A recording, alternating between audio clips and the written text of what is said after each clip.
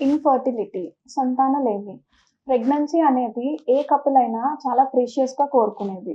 But ఈ జనరేషన్‌లో infertility అనేది చాలా మంది కపుల్స్‌ని ఇబ్బంది పెడుతున్న సమస్య.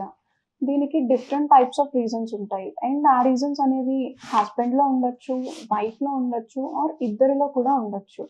ఎటువంటి కాంట్రసెప్షన్ యూజ్ చేయకుండా రెగ్యులర్‌గా ట్రై చేస్తున్న ఒక హెల్తీ కపుల్‌లో 1 ఇయర్ తర్వాత కూడా ప్రెగ్నెన్సీ రాకపోయినా అండ్ ప్రెగ్నెన్సీ వచ్చి ఏదైనా మిస్‌క్యారేజ్ ఆర్ అబార్షన్స్ అవుతూ ఉన్నా, వాళ్ళు తప్పకుండా డాక్టర్‌కి చూపించుకోవాలి.